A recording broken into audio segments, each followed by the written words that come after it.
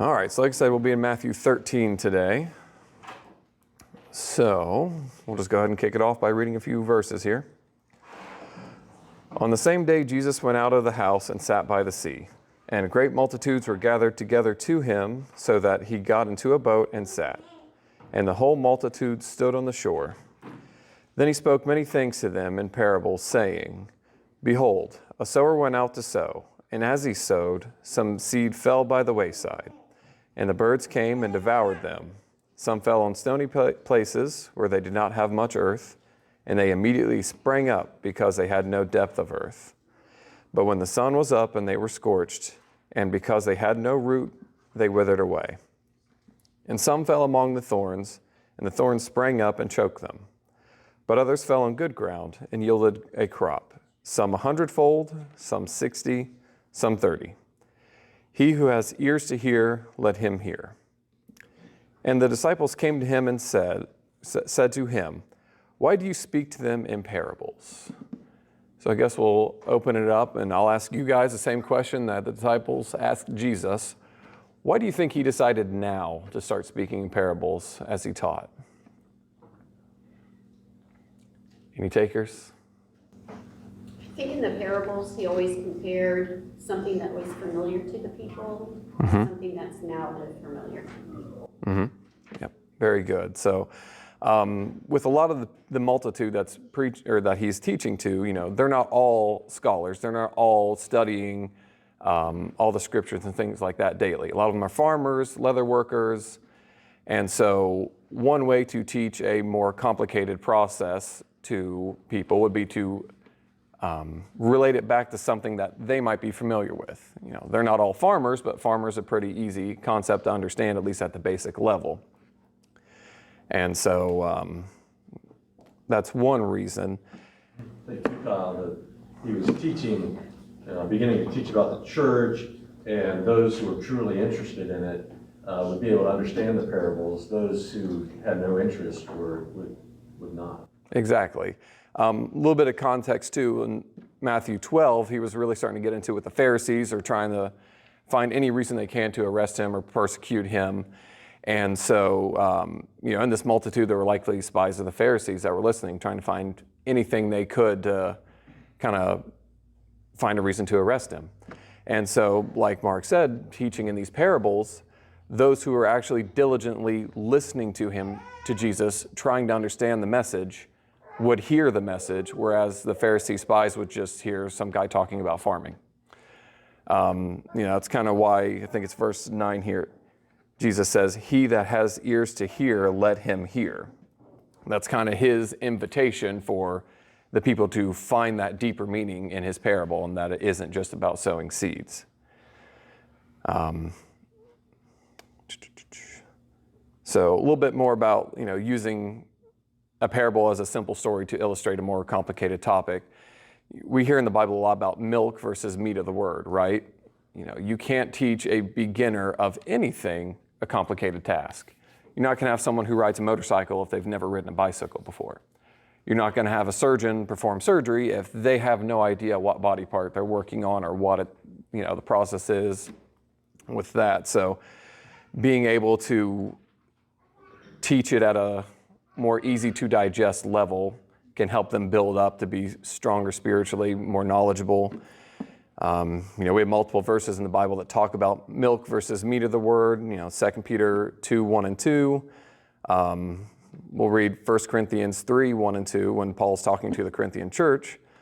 It says, And I, brethren, could not speak to you as to spiritual people, but as to carnal, as to babes in Christ. I fed you with milk and not solid food, for until now you were not able to receive it, and even now you're still not able. All right, and we know Jesus, he's a great teacher, so he's going to be able to teach in a way that many can understand. All right. Anything else about milk versus meat of the word? Anybody want to chime in? I do want to say it's kind of ironic me sitting up here teaching you guys, because a lot of you have years, sometimes decades of experience more than me. So if we're considering milk versus meat, I'm teaching chicken nuggets to people that's used to prime rib. So, all right. And if you get bored, you can just start reading the backdrop back here. All right. Let's read a few more here. Let's go starting in verse 14. Actually, now we've got to back up and do 11 through 13. So he answered and said to them, because it has been given to you to know the mysteries of the kingdom of heaven, but to them it has not been given.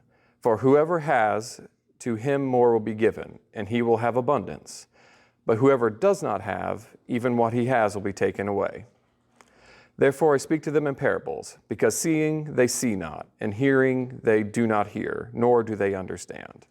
So again, kind of going on to the disciples, Jesus can teach straight the word, because they're with him, they've been studying with him, they just have a higher base of knowledge than the multitude that may have just heard about Jesus but never have actually seen him speak, and then came from neighboring countries to see him since he was close by. All right. So onward to 14. And in them the prophecy of Isaiah is fulfilled, which says, hearing you will hear and shall not understand, and seeing you will see and not perceive. For the hearts of this people have grown dull. Their ears are hard of hearing, and their eyes have closed, lest they should see with their eyes and hear with their hearts, or hear with their ears, lest they should understand with their hearts and turn, so that I should heal them. But blessed are your eyes, for they see, and your ears, for they hear. For assuredly I say to you that many prophets and righteous men desired to see what you see and did not see it, and to hear what you hear and did not hear it. So again, this is just kind of saying, Jesus speaking in parables, the people who really aren't convinced that Jesus is the Son of God, really aren't interested in anything biblical, they just hear a farming parable.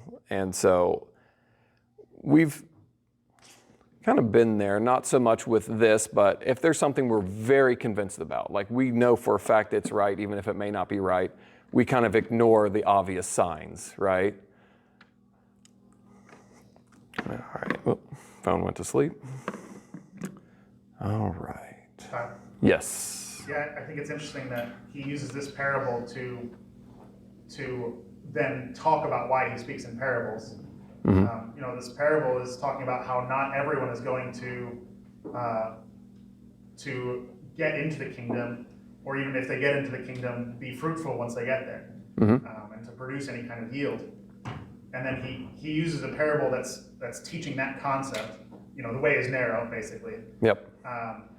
To talk about how the way is narrow, and not everyone is going to understand. And my words are also like the seed.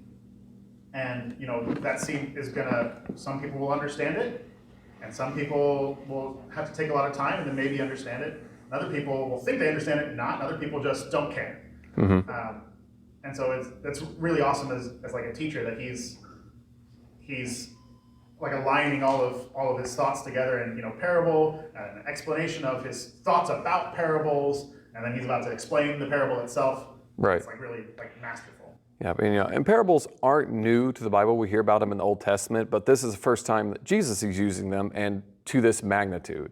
Parables used to be a couple verses, make one topic, and then you move on. But through the 7 parables that we're kind of getting into in this chapter, he lays pretty much a lot of it out and how the process works in the New Testament and how things are going to go from there. So, yeah, kind of moving on, we'll start to explain the first parable, and of course Jesus does explain it here. Let me see. We'll kind of take this a bit verse by verse.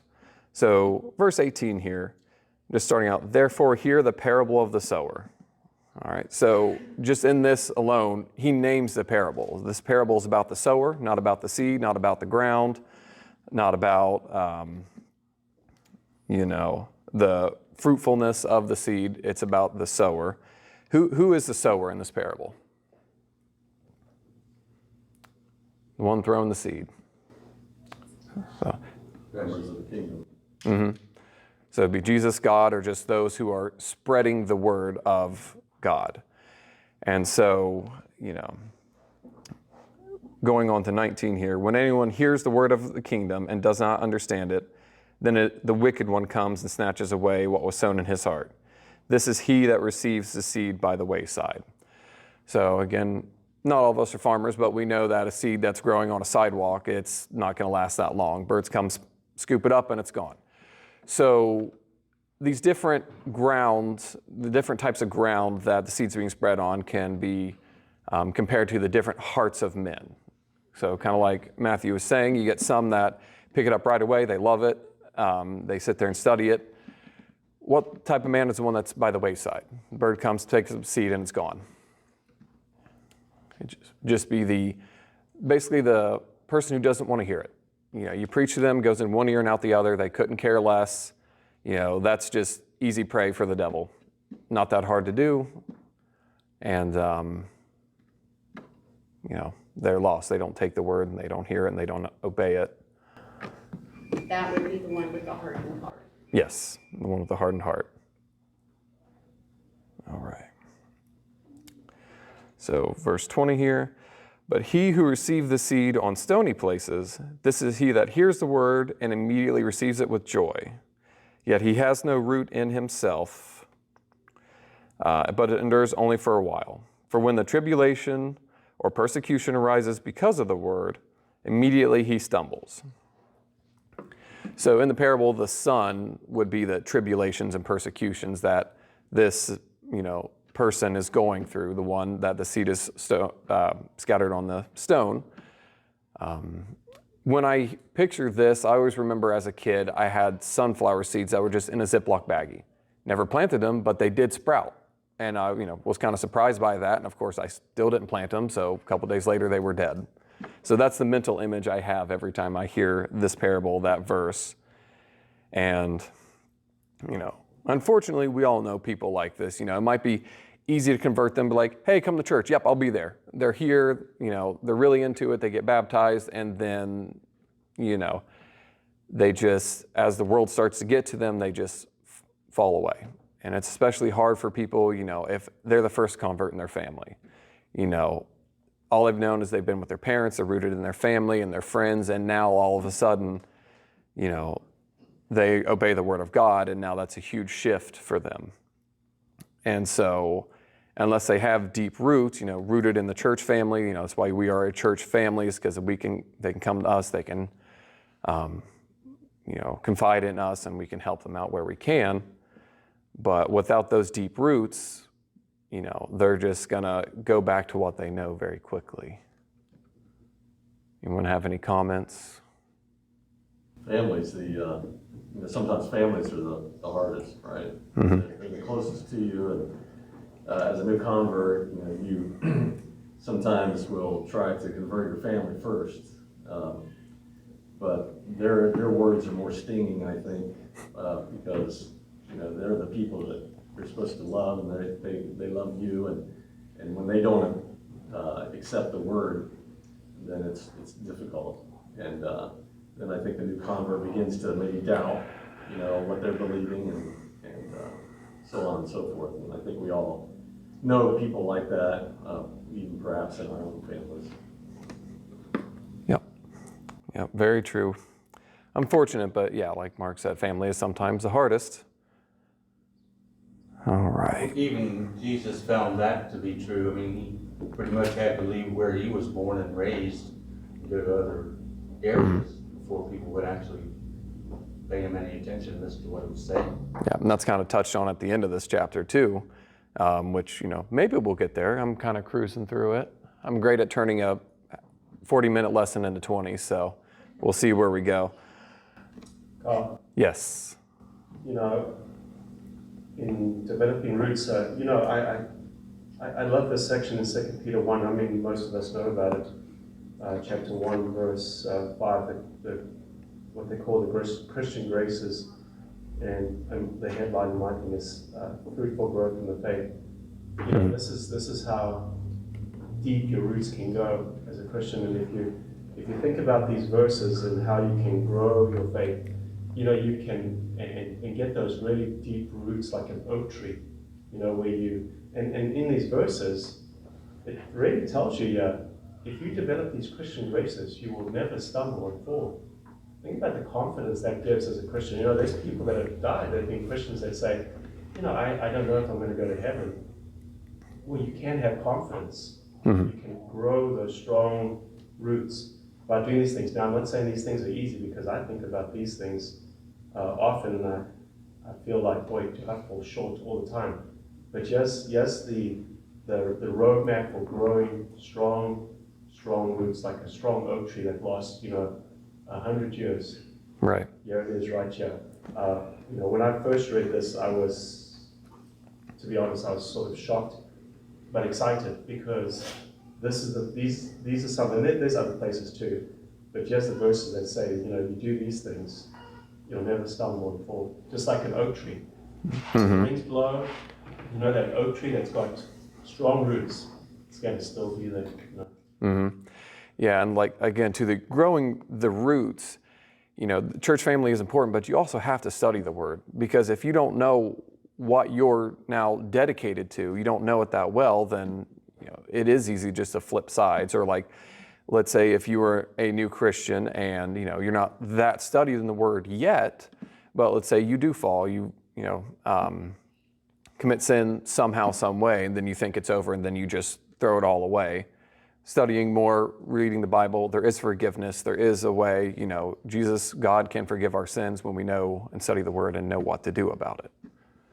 Kyle, I think it's important to note too. It says that when tribulation or persecution arises, I think you become a Christian and you think everything's good, and I think that's when Satan tempts us the most. Mm-hmm. We start being tempted, and this is what happens. I mean, they're not strong enough to hold on to that. Right, and it's like, I feel like, especially with me, when I first became a Christian, you almost do feel invincible, because like you've done this very great thing and you're so happy that you've done this, friends are happy, family's happy for you.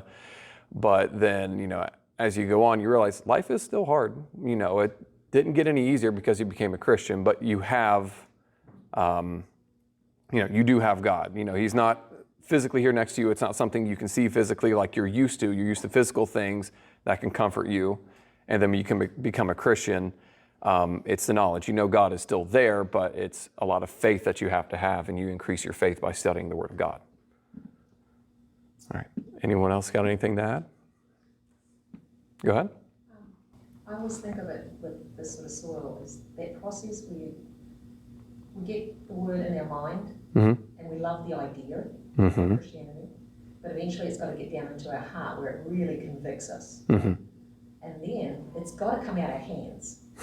Because if it just sticks in our heart and it never comes out our hands, then we're not productive. Right. And I always think of these people are the ones that's got into their minds and they love the idea of Christianity, but it never goes any further. Yeah, kind of like the faith without works kind of deal as well. Well, it never roots in the heart and gets solid and really, convicts the heart. Mm-hmm. So that's why when persecution comes, because it's not, truly convicted in the heart, the idea suddenly pales because it's hard now. Yep. And let's move on to another idea. Yep, pretty Because much. that one's kind of got old. Yep. All right, so let's move on to verse 22 here. Now he who received the seed among the thorns is he who hears the word, and the cares of the world and the deceitfulness of riches choke the word, and he becomes unfruitful. So, this one pretty straightforward as well. It's just, and this can be a Christian new convert. This could be a Christian that's been a Christian for 50 years. But, we still have to live in the world. We still have to deal with all the temptations of the world. And sometimes that can just slowly drain us down until we finally buckle. And so, Jesus is, he's not sugarcoating it. Like, these are the different ways that, different types of men, women that get affected by this, Not all Christians are the same, not just because you're a Christian, you're deeply rooted. Sometimes people struggle with it. And that's just kind of, don't know where I'm going with that one. So we'll just move on to the next one, unless someone has a way of finishing that thought. I think we just need to really be careful about being distracted as Christians. Mm-hmm. And that's what these people are. They get distracted and they lose sight of their first priority, which is the church and what they're supposed to be doing. And it's easy to get distracted, whether it be hobbies or recreation or work or whatever, riches. it's really easy. We need to have a laser focus as Christians. And these are the people that didn't, that he's explaining here. Mm-hmm. All right. On to 23. But he who received the word on the good ground is he who hears the word and understands it, and who indeed bears fruit and produces some 100-fold, some 60, some 30. So again, the last ground, good soil, being in the church, actively studying, resisting temptation, produces good, fruitful Christians. And when I was first studying for this, I didn't really see, or I guess I questioned the significance of when he says fruit that produces, some 100-fold, some 60, some 30. What did that mean? What significance was that? And further studying, it's just kind of showing that not every Christian is going to bear the same amount of fruit. Some people are converted early in life and they have, 50, 60, 70 years to be a Christian, do good works. And some people are converted, at the end of life. And so they don't have that opportunity to provide as much fruit as the one that was converted early. Something too, it can be abilities, talents, opportunities. We're not all the same. So again, preachers, this is their job. They get up here and they do this. They have an opportunity to be very fruitful with their job, whereas someone else's job may not have as much opportunity to talk to people and to, educate them on the word and to, kind of go over these things with them. But they are still fruitful. Yeah, go ahead. But you talk about preachers, and they have a job and they do it very well, and you look at them and you go, wow, I wish I could speak like that. But even in your occupations, Mm-hmm.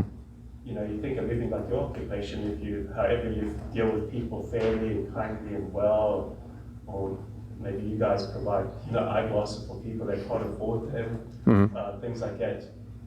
You're doing things Yeah. in church because people, ultimately connect things with you and see those things. So it's not all like just in this building, right? It's out Right. you go out as well. And that's, I think, also where I think a lot of people have struggles. You leave and then you get into that tough and rough world, and sometimes you step back a little bit and you go, Okay. did that a little bit better, Yeah. Yeah, and using occupation, that's not an excuse to be less fruitful, because we all certainly have opportunities, and a lot of it just is influence. You don't have to sit here and just smack the Bible in their face and be like, read this, but just being a good influence, showing them that you are different from all the other guys that are out there partying and cussing and just trying to cheat you every single way they can. Some people, they do kind of look at that and be like, well, he's different, in a good way, hopefully. But yeah, that's just the idea of being fruitfulness. It's not all the same way. We're not all cut the same way, not a cookie cutter Christian. We all have our strengths and weaknesses, and we can play on those strengths. Yes? I think the key too, just because you've been a Christian longer doesn't mean you're going to bring 100-fold. Mm-hmm. You could put 100% into it, but the fruit, depending on where you sow the seed lies, isn't necessarily your fault. Right. It's their fault. And I think the key is bearing fruit. Mm-hmm. So.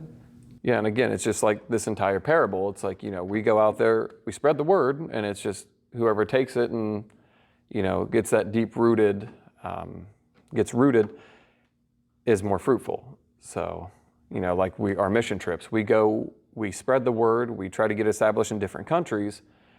It's not our fault if someone just decides they want nothing to do with it. And that's what, it said before, you just kick the dust off your heels and move on, like when they were out and preaching the word to different cities. If the city's not going to listen to you, then you just pick yourself up and move on to the next one.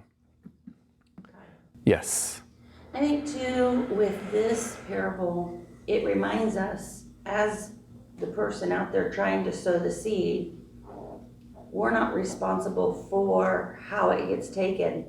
And we shouldn't get discouraged if we feel like I'm out here and I'm not getting any, positive, fruits from this I'm not converting anybody, but we shouldn't take that and make an excuse to stop. Right. Because we're told there are going to be people that just brush it off, and there are going to be people that are excited for a little bit and then it doesn't sink in. So we're given these examples.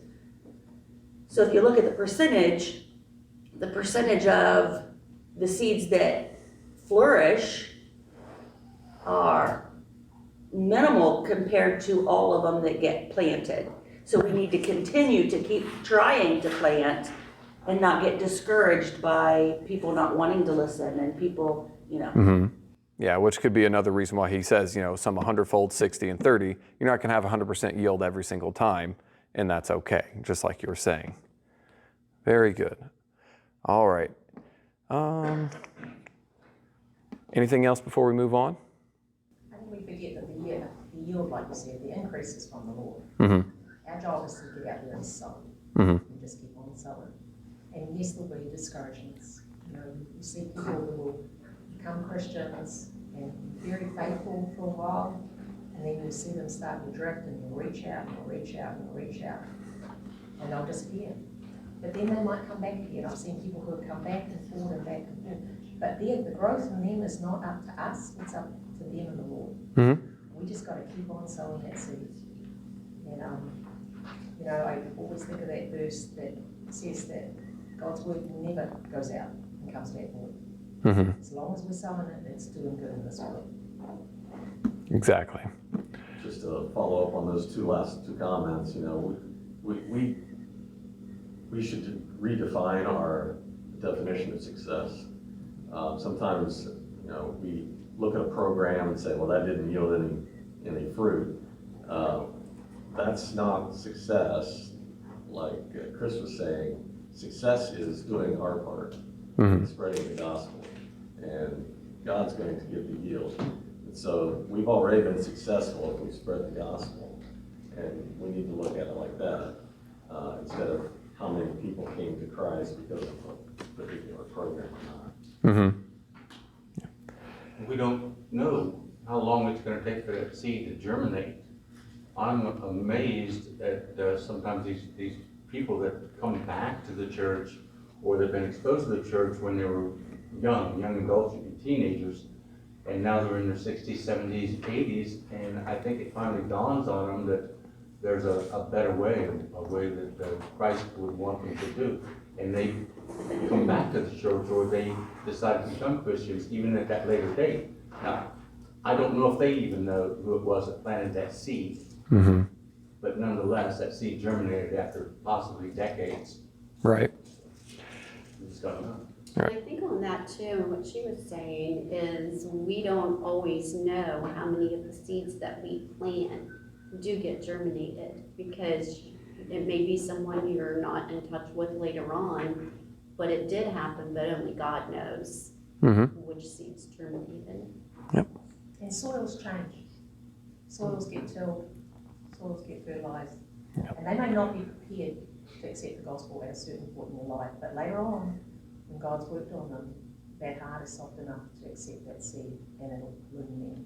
I know a lady on a Bible study with every, Friday afternoon my time, Thursday night your time. And her friend had worked on her for 33 years, just gently sowing. And then all of a sudden during COVID, when she was stuck in New Zealand and couldn't get back to Australia, Mm-hmm. she took the time to study with her friend and was converted and was baptized. And her being stuck here was the time that her heart was ready. Right. A lot of things had happened in her life, and now she was ready to accept it. But it took 33 years. It was patient encouragement. Sometimes it takes something to rip up the soil before, things kind of the seed starts to germinate.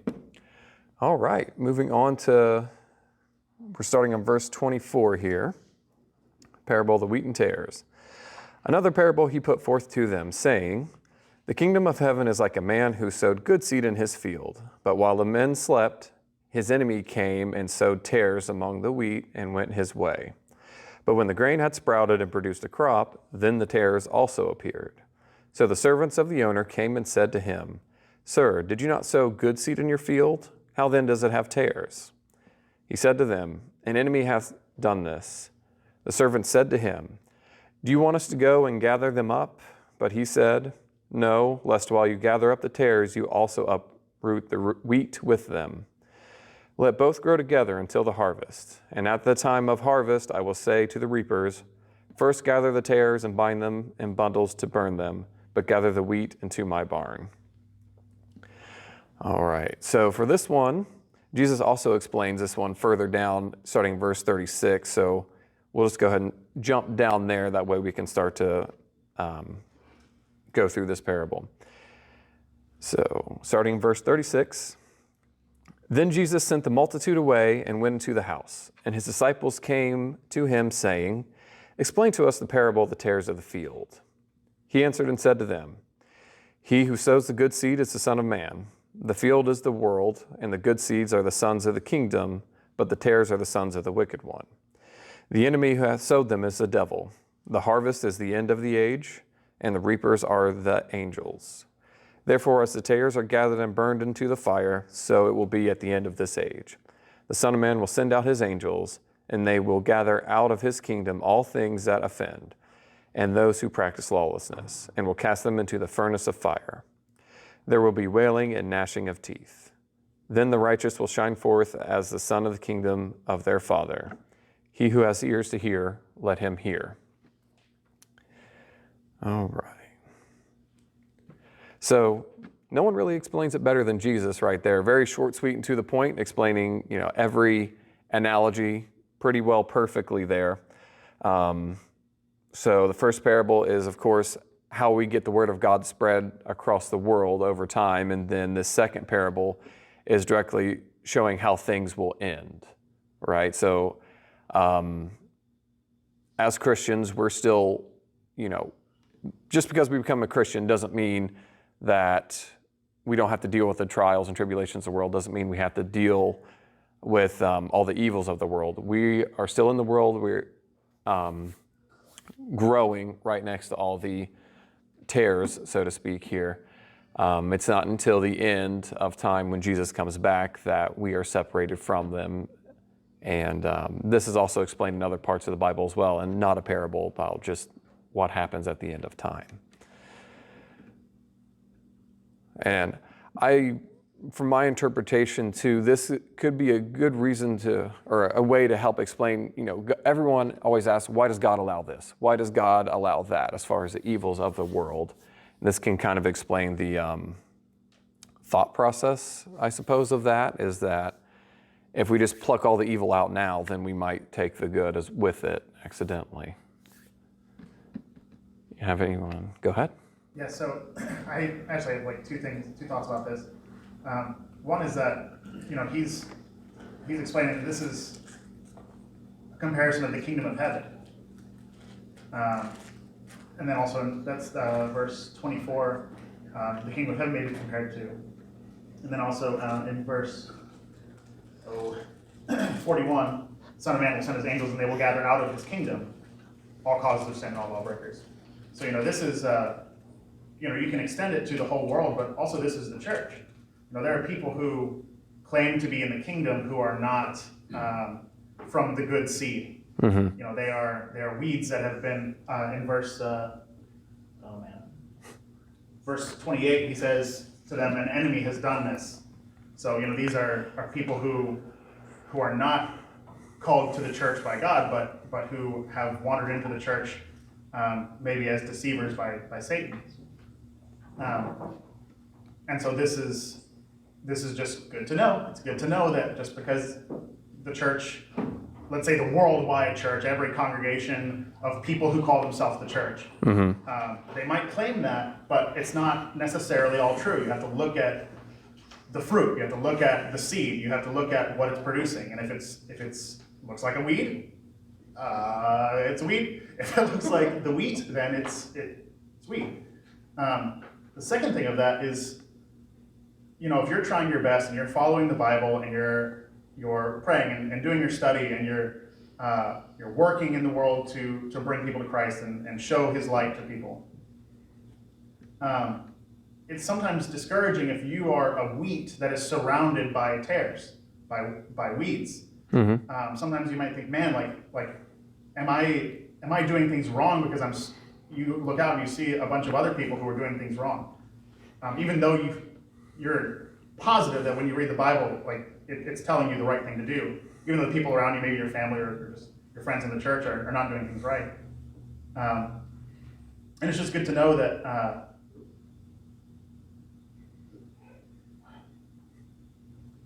how do I say it? It's good to know that it's not like there's not some guaranteed number of people in your congregation that are perfect. You have to do the right thing yourself. Your own soul is its destination is based off of your own work. You can't always compare yourself to everyone around you. Mm-hmm. Something like that. Okay. All right. Anyone else have anything about this one before we jump to the next parable? All right. So let's backtrack back up to verse 31 here.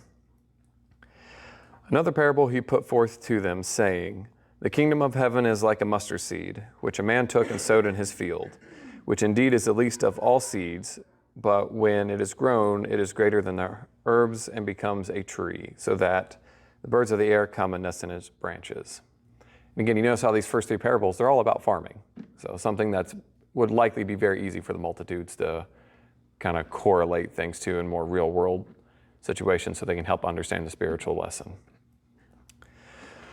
So when we hear the mustard seed, faith as a mustard seed, basically the use of a mustard seed in an analogy has been done multiple times throughout the Bible, right? It's just basically shown us that something very, very small and seemingly otherwise insignificant over time can grow into something very large and very fruitful. And so what do we think the small seed is representing here? Well, it tells us it's the kingdom of heaven. And so what do we compare this to as far as what the Bible's told us, what we know about the Bible? So from what I see, it's like, the kingdom of heaven is like a mustard seed which a man took and sowed in his field. So, which is indeed the smallest of all seeds. I kind of correlate this to, Christ himself. He was born in a humble place. Again, he didn't come down with a legion of angels and everyone see, how great I am, but he was born in a humble place. He goes and spreads the word. He basically grows the kingdom from one man to now from edge to edge of the world, showing that it's grown from just one small singular point to this large tree that encompasses everything. Have anything we want to add? Any questions, comments? I mean, each one of these parables describes a different aspect of the church. Mm-hmm. And in this one, obviously, it's the growth. The church started off very humbly, as you mentioned, that with his disciples, and then grew into this worldwide organization that, I'm sure no one thought, especially in the first century, that as far as the unbelievers were concerned, that the church would be what it is today. But it just indicates that nothing is impossible when God is behind it. Mm-hmm. All right. Let's see, we got about 10 minutes left? Okay. 5? Wow, look at me. All right, well, let's move on at least to the fourth parable here, because the first 4 parables were taught to the multitude, and then the final 3 of this chapter were taught just with his disciples. So, fourth parable here, let me get it. Starting in verse 33.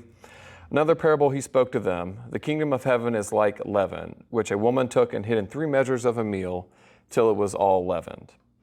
So this one has some similarities to the previous one, right? So leaven, of course, yeast, even a little bit of it can take bread and just make it grow very, very large. And so, kind of like Mark was talking about, the church, basically the disciples spreading the word, that was that little bit of leaven that helped it just grow and just expand and expand and expand to be what it is today. One thing I do want to mention here is to don't give into the stereotypes of the figures of the Bible, because we've heard plenty of times where leaven was a bad thing, right? Little leaven leavens the whole lump, and that, you're supposed to purge it before it can kind of grow out of control. Let's see, that was, let's read 1 Corinthians chapter 5, 6 and 8. Let me pull that up here. So 1 Corinthians chapter 5, verse 6, your glorying is not good. Do you not know that a little leaven leavens the whole lump? Therefore purge out the old leaven, that you may be a new lump, since you are truly unleavened. For indeed Christ our Passover was sacrificed for us. Therefore let us keep the feast not with the old leaven, nor with the leaven of malice and wickedness, but with the unleavened bread of sincerity and truth. So not just because Jesus uses leaven in a parable means that the leaven inherently is bad. And we have other examples of this where the devil is called a lion in 1 Peter chapter 5, verse 8, but then Jesus is called a lion in Revelations 5:5. Because I know some people, when they're trying to disprove the Bible or just say that Christianity isn't all it's cracked up to be, they'll try to attack this and say that, well, it was bad everywhere here, so this means, I believe they were trying to say that with this leaven, it is saying like the destruction of God's kingdom or something like that, which is not true because plenty of verses that say that his kingdom withstands all. Have anything about this one? Pretty well, they estimate the power of God in men's hearts. Mm-hmm. Powerful things. The distinction between this parable and the one before it, talks about the growth of the mustard seed, but this one is talking about the influence of the church. Mm-hmm. We can have a big church, but not much influence. So Yeah. we need to make sure that, well, he's talking about how the church is going to influence the world in a positive way. Yep. Let's see here. Okay, 34 through 36. All these things Jesus spoke to the multitudes in parables, and without a parable he did not speak to them, that it might be fulfilled which was spoken by the prophet, saying, I will open my mouth in parables. I will utter things kept secret from the foundation of the world. So this is just showing, Jesus was prophesied. All these events, Jesus, that was prophesied years, decades, hundreds, centuries ago, Jesus is fulfilling, thus further showing his significance, Son of God, that things that were to come are now here. All right, we got... The fulfillment of prophecy was key Mm-hmm. to his messiahship, into, like I said, in Matthew, which is written to the Jews, to prove that he was the Messiah, which is why you start in Matthew chapter 1 with the genealogy, but the fulfillment is key to show that that's all, as the Old Testament all points to the cross. Mm-hmm. He fulfilled everything. And that's kind of going back to, he that has ears to let him hear, how men have waxed their hearts, where this was prophesied years ago. People knew that this was happening, and if they would just open their hearts and realize Jesus is the one fulfilling all of this, they wouldn't be against him. But men just have, in their certain way, how things are going to work, and so they just completely ignore the obvious signs. All right, guys. Well, thanks for putting up with me.